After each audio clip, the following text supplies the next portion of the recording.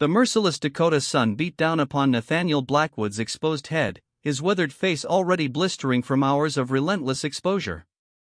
Sweat trickled down his temples, stinging his eyes as he stared defiantly at the horizon where the prairie met the endless blue sky. At 45, the former Union cavalry officer had survived the horrors of Gettysburg only to meet his end buried neck-deep in the unforgiving earth of the Great Plains. His throat burned with thirst, his lips cracked and bleeding.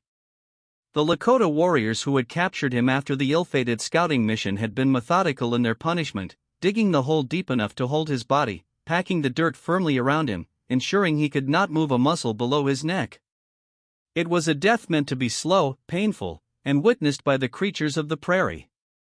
Nathaniel had killed 3 of their braves during the skirmish before being overwhelmed, and such a death was considered fitting for a warrior of his caliber.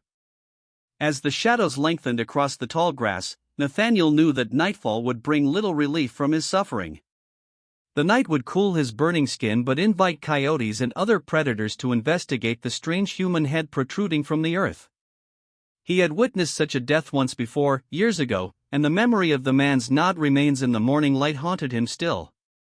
Miles away, in the Lakota encampment nestled against the protective embrace of a cottonwood grove, Wichapi, known as Star in the white man's tongue, moved silently among the teepees, her heart heavy with the knowledge of the prisoner's fate. The daughter of Chief Gray Wolf was known for her healing skills and quiet wisdom, traits that had earned her respect beyond her 20 summers. Her father had led the war party that captured the blue-coated soldier, returning with tales of the white man's bravery in battle. Such stories would normally mean little to Wichapi, who had seen too many of her people fall to the white man's guns, but something in her father's description of the soldier's eyes, the eyes of a man who understands honor, had stirred her curiosity. When darkness fell and the camp grew quiet, save for the occasional cry of a child or the soft murmur of elders around dying fires, Wichapi slipped away, a water skin and knife concealed beneath her buckskin dress. She moved like a shadow across the moonlit prairie, her moccasin feet making no sound among the whispering grasses. The journey was dangerous, not only from the natural threats of the night but from the possibility of being discovered by her own people. Aiding an enemy of the Lakota, particularly one who had killed their warriors, was a betrayal that could result in her own banishment or worse.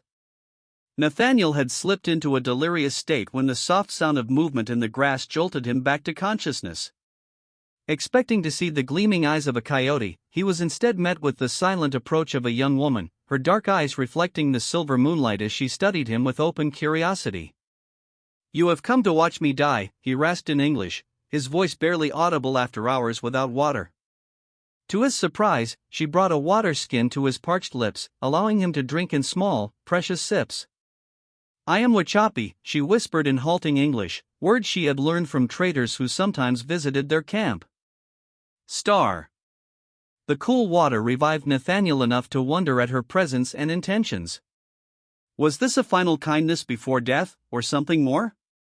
He watched in disbelief as she began to dig away the packed earth around his shoulders with her small knife, occasionally glancing over her shoulder toward the distant camp. "Why?" he managed to ask, the single word containing a universe of questions.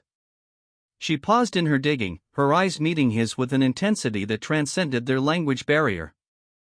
"My father speaks of your courage," she replied simply. "The spirits have sent me dreams. You are not meant to die this day."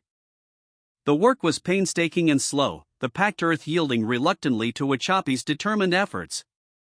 As the moon traced its path across the star-strewn sky, Nathaniel felt the crushing pressure around his chest ease as more of his body was freed. By the time the eastern horizon showed the first faint blush of dawn, Wichapi had managed to excavate enough soil for Nathaniel to work his arms free. With this small victory came new hope, and together they redoubled their efforts, aware that discovery by a Lakota hunting party with the coming light would mean death for them both. When Nathaniel finally pulled himself from the earth that had nearly become his grave, his legs collapsed beneath him, numb and useless after so many hours of confinement.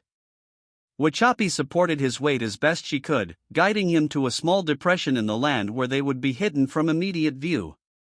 "We must wait," she explained, her breath warm against his ear.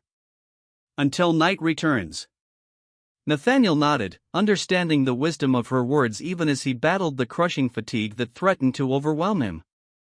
They huddled together in the shallow depression, covered partially by the prairie grasses, as the sun climbed higher in the sky. In those quiet hours, with death still hovering nearby, a fragile trust began to form between captor and captive, between two people whose worlds had violently collided. As they waited for nightfall, Wachapi shared small pieces of pemmican from a pouch at her waist, the mixture of dried meat, fat, and berries providing much-needed strength to Nathaniel's depleted body. The sensation gradually returned to his legs in waves of painful tingling that he welcomed as signs of life. Through broken English and gestures, Wachapi explained that she could not return to her people after freeing him. Such an act would be seen as unforgivable treachery. Her decision to save him had severed her connection to everything she had ever known. The realization of her sacrifice weighed heavily on Nathaniel's conscience. "Why risk everything for an enemy?" he asked, studying her proud profile as she scanned the horizon for signs of pursuers. Wachapi was silent for so long that he thought perhaps she hadn't understood his question. Finally, she turned to him, her expression solemn. "The true enemy is not a people, but the hatred that blinds us to our shared breath," she said, touching her chest and then his, indicating the life force they both carried. "My mother was captured by Pawnee as a child, then saved by a white trader who returned her to our people instead of taking her as slave.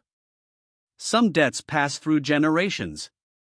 The simplicity and depth of her worldview humbled Nathaniel, who had spent years viewing the Indian tribes as obstacles to be conquered in the relentless march of progress.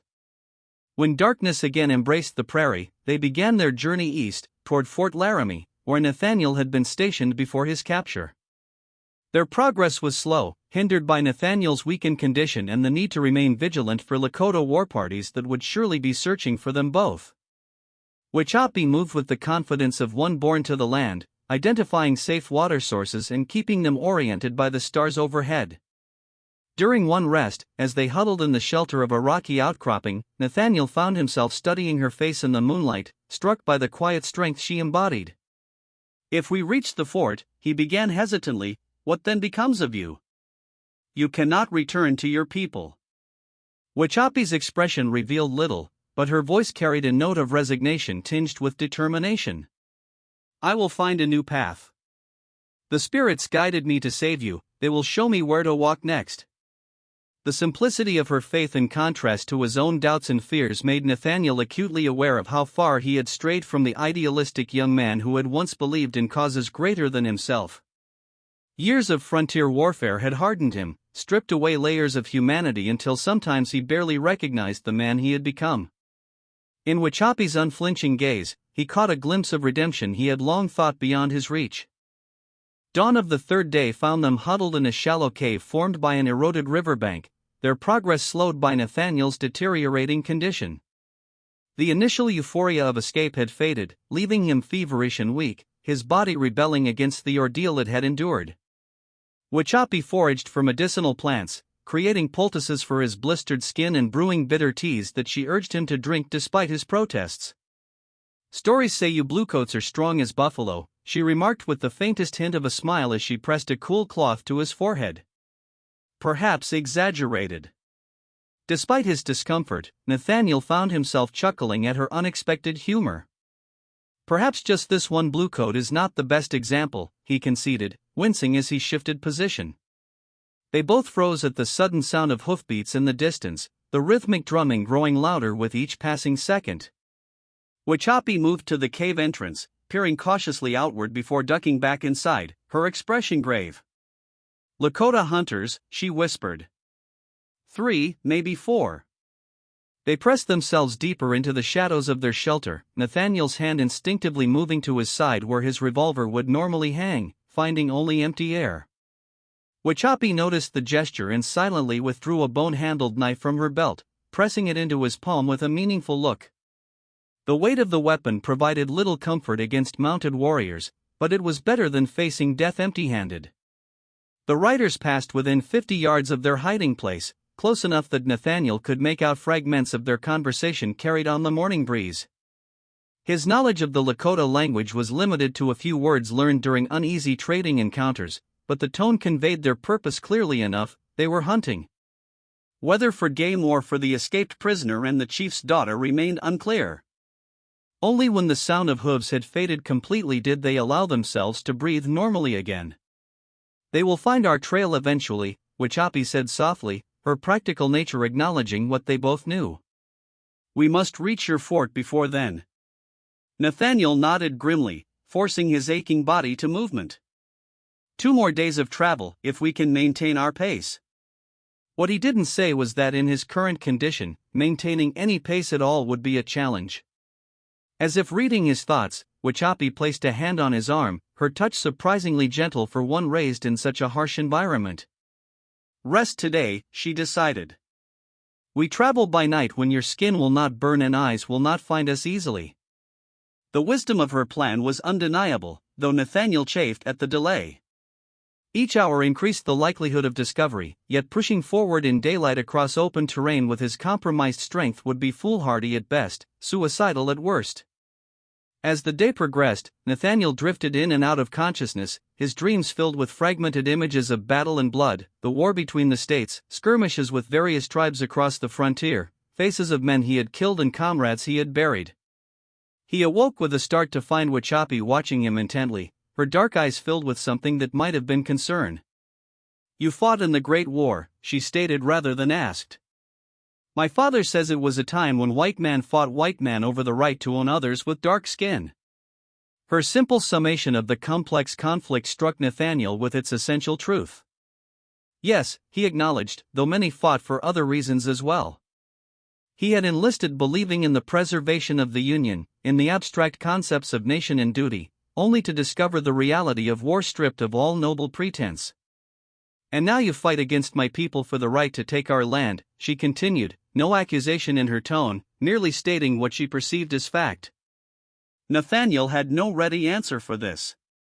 The justifications he had accepted without question, manifest destiny, the spread of civilization, the inevitability of progress, suddenly seemed hollow when faced with this young woman who had saved his life at the cost of her own place in her world. When night fell, they continued their journey eastward, Nathaniel's strength partially restored by the day's rest and Wachapi's herbal remedies. The vast prairie stretched around them, the moonlight transforming the rolling landscape into a silver sea that seemed to breathe with a life of its own. During one of their brief rests, Wachapi pointed to a cluster of stars overhead. "The 7 brothers," she said, naming the constellation Nathaniel knew as the Big Dipper. "They watch over travelers and keep away evil spirits." She proceeded to share the Lakota story of how these stars came to be, her voice taking on a rhythmic quality that suggested the tale had been passed down through countless generations. Nathaniel found himself entranced not just by the story but by the glimpse into a worldview so different from his own, a world where every rock, tree, and star held meaning and purpose, where humans existed as part of a greater whole rather than as conquerors standing apart from nature. For a man who had spent years viewing the land as territory to be claimed and tamed, the perspective was both foreign and strangely compelling. In the vastness of the night sky, with only Wachapi's voice anchoring him to the earth, Nathaniel experienced a moment of clarity that would have been impossible to explain to his fellow soldiers back at the fort. Near midnight, they came upon a small stream, the water clear and cool against their skin as they replenished their supply. Wachapi insisted on rebandaging Nathaniel's various wounds, her fingers gentle yet efficient as she worked. "Tomorrow we may reach your fort," she said, securing the last strip of cloth torn from her own undergarments. "What becomes of me there?" The question hung between them, heavy with implications. Nathaniel had been considering this very issue, weighing options and consequences. "You saved my life," he replied slowly. "I'll ensure your safety. There are settlements where Indians and whites live in, if not harmony, then at least cooperation. Or..." He hesitated, uncertain how to phrase the alternative that had been forming in his mind. "You could remain with me, under my protection, until you decide your own path." The suggestion was improper by the standards of white society. An unmarried woman living under the protection of a man not her relative would cause gossip and scandal. Yet the rules of civilization seemed distant and arbitrary in the wilderness that surrounded them, where survival and honor were the only currencies that truly mattered. Wachapi considered his words in silence, her expression unreadable in the moonlight. "I will decide when we reach your fort," she finally said, rising to her feet in a single fluid movement. Now we must continue. The fourth day of their journey brought new challenges as the terrain gradually changed, the open prairie giving way to more varied landscapes with rocky outcroppings and scattered copses of trees. While the increased cover provided better protection from searching eyes, it also created more opportunities for ambush. Both Nathaniel and Wachapi remained vigilant, their senses attuned to any sound or movement that might signal danger. They traveled in tense silence for hours until a distant column of smoke on the horizon caused them both to freeze in their tracks. Too much smoke for a campfire, Nathaniel observed grimly. Too dark for a grass fire. Wachapi nodded her agreement, her expression troubled. Raiders, she suggested. Perhaps Crow or Blackfoot. Without discussion, they altered their course slightly to avoid the source of the smoke, though Nathaniel felt a familiar pull of duty, the soldier's instinct to investigate potential threats or civilian distress. Wachapi seemed to sense his internal conflict. Two cannot fight many, she said practically. Survival first. Her pragmatism served as a necessary counterbalance to his ingrained sense of responsibility, reminding him that his primary duty now was to ensure her safety after the sacrifice she had made on his behalf. Still, as they skirted widely around the smoke, Nathaniel made mental note of the location, intending to report it once they reached Fort Laramie. The thought of the fort, with its garrison of soldiers, its walls and routine, suddenly seemed strange and distant, as if it belonged to another life entirely. That night, as they made camp in a sheltered ravine, the temperature dropped dramatically, the capricious weather of the Great Plains asserting itself with a biting wind that found its way through every layer of clothing. With no fire to avoid detection, they huddled together for warmth, the intimacy of their situation unavoidable. In my village, Wachapi said softly, her breath visible in the cold air, a woman may choose to place her sleeping robes beside a warrior she finds worthy. It is her decision, not his. The cultural lesson seemed pointed, though Nathaniel was careful not to presume her meaning. And have you made such a choice before? He asked, immediately regretting the personal nature of the question. Wachapi's soft laugh surprised him. I have had many offers, she replied with unexpected candor. The sons of chiefs from other bands, hunters with great skill, even a holy man who claimed the spirits told him I should be his wife. Her tone suggested none had met her standards, though she didn't elaborate further. Nathaniel found himself wondering what criteria she used to judge a man's worth, wondered, too, how he would measure against such standards. The thought caught him off guard. For days ago, this woman had been a stranger, an enemy by the definitions of war and policy. Now she was, what? Not quite friend, not quite family, yet someone for whom he felt a responsibility that transcended duty. And what of bluecoat soldiers? He asked, attempting to match her light tone. Are they ever considered worthy? Wachapi's expression turned serious as she studied his face in the moonlight. One bluecoat, she corrected softly. And he has yet to prove his worth beyond the battlefield. Dawn broke with a layer of frost covering the ground, the overnight cold giving way grudgingly to the rising sun. According to Nathaniel's calculations, they were less than a day's journey from Fort Laramie, welcome news as their food supplies had dwindled to almost nothing and his strength, while improved, remained compromised. They set out immediately, taking advantage of the early morning light to cover as much ground as possible before the heat of the day forced them to seek shelter. Their conversation was sparse, both lost in private thoughts about what awaited them at the journey's end. For Nathaniel, return to the fort meant resuming his role as Captain Blackwood, with all the duties and expectations that entailed. For Wachapi, it meant entering a world entirely foreign to her, where her status as a Lakota might overshadow all else about her. The uncertainty of their future hung between them, unacknowledged yet palpable. They had covered perhaps 5 miles when Wachapi suddenly froze, her head tilted in a listening pose that Nathaniel had come to recognize. Before he could question her, she pulled him down into the tall grass, her finger pressed against her lips in the universal signal for silence. Seconds later, he heard what her more attuned senses had detected first, the rhythmic hoofbeats of approaching riders. Lying flat in the grass, barely daring to breathe, Nathaniel and Wachapi watched as a party of 6 Lakota warriors passed within 100 yards of their position. Even at that distance, Nathaniel recognized the distinctive feathered headdress of Chief Gray Wolf, Whichapi's father had joined the search personally. The implications were clear: this was no longer merely a hunt for an escaped prisoner, but a father's quest to recover his daughter. The knowledge added another layer of complexity to their already complicated situation.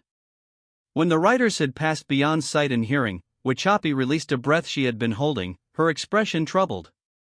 "He will not stop searching," she said quietly. "Not while he believes I was taken against my will." The notion that her father might believe Nathaniel had kidnapped her rather than the reverse hadn't occurred to him, but it made a certain sense. What other explanation would account for a chief's daughter abandoning her people to flee with an enemy? "We need to reach the fort before nightfall," Nathaniel decided, calculating the risks. Traveling in daylight is dangerous, but less so than being caught in open country after dark with your father's warriors nearby. Whichapi nodded her agreement, though her eyes remained fixed on the horizon where the riders had disappeared, a mixture of emotions crossing her face too quickly for Nathaniel to interpret. The remaining hours of their journey passed in tense vigilance, every distant sound causing them to seek cover until they were certain no threat was present. By late afternoon, with the sun beginning its descent toward the western horizon, the outline of Fort Laramie finally appeared in the distance, a collection of wooden buildings surrounded by a palisade wall, the American flag visible even from afar as it fluttered above the parade ground. The sight should have filled Nathaniel with relief, yet he found his emotions unexpectedly complex. Beside him, Whichapi had gone very still, her eyes fixed on the fort with an expression that mingled apprehension and resolve. "Second thoughts?" he asked gently. She turned to him, her gaze direct and unflinching. "Many thoughts," she corrected. "But not second ones. My path brought me here, now I must walk it with courage." Her quiet dignity in the face of such uncertainty humbled Nathaniel, who had witnessed seasoned soldiers show less composure before smaller challenges. As they prepared for the final approach to the fort, he made a silent vow that whatever happened within those walls, he would honor the debt he owed this remarkable woman, not just for saving his life, but for reminding him of the man he had once aspired to be, before years of war and frontier conflicts had hardened something essential within him. The sentry's challenge rang out when they were still 100 yards from the fort's main gate. "Halt. Identify yourself." The familiar military bark, a strange intrusion after days in the wilderness with only Whichapi's measured tones for company.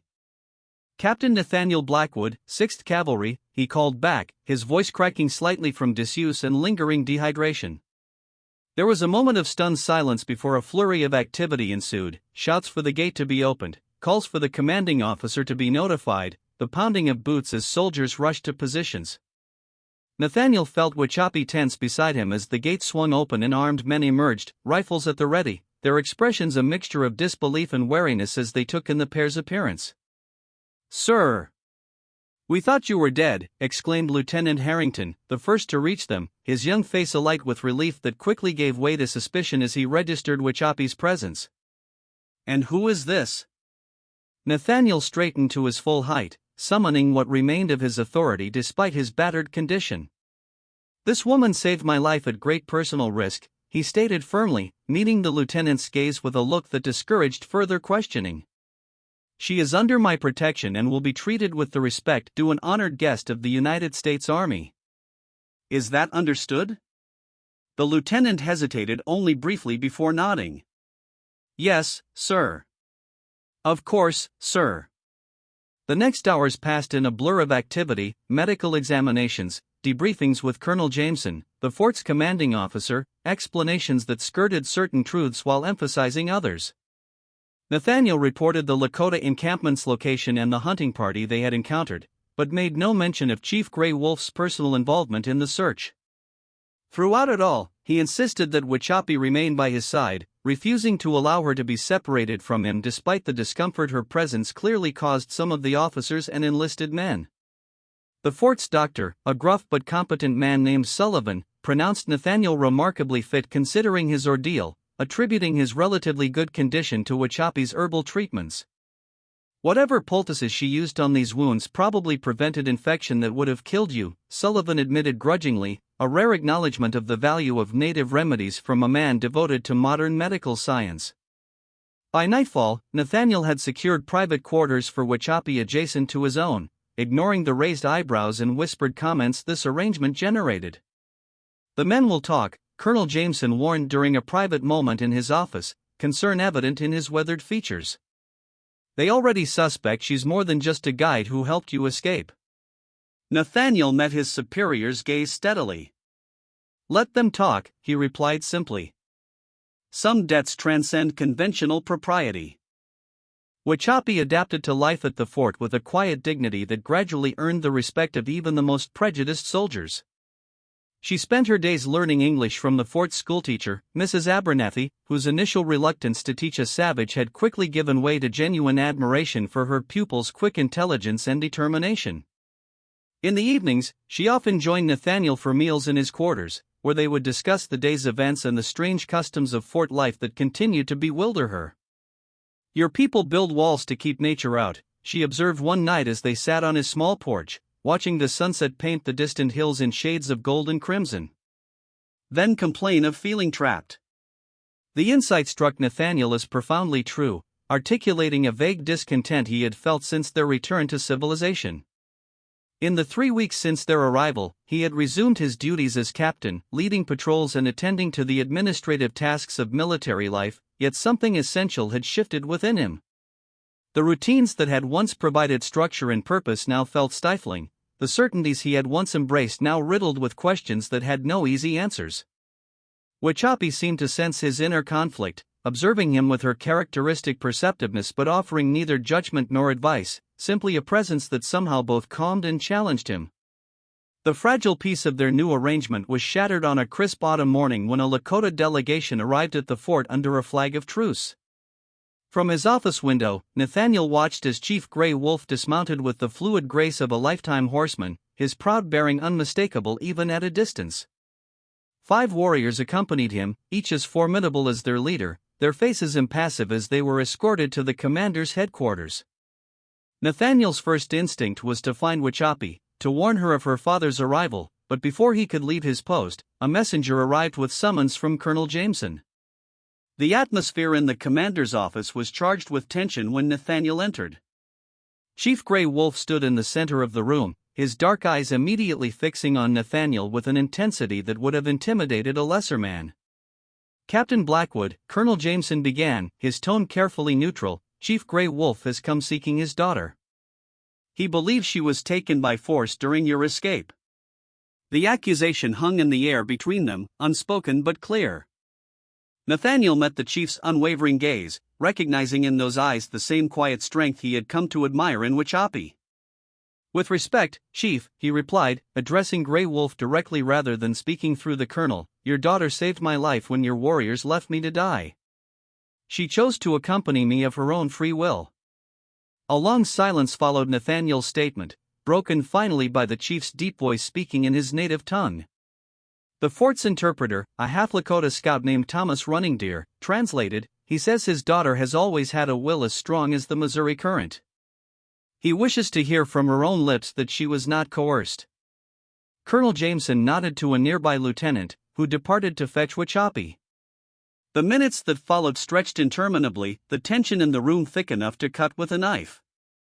When the door finally opened to admit Wichapi, Nathaniel felt his breath catch at the transformation in her appearance.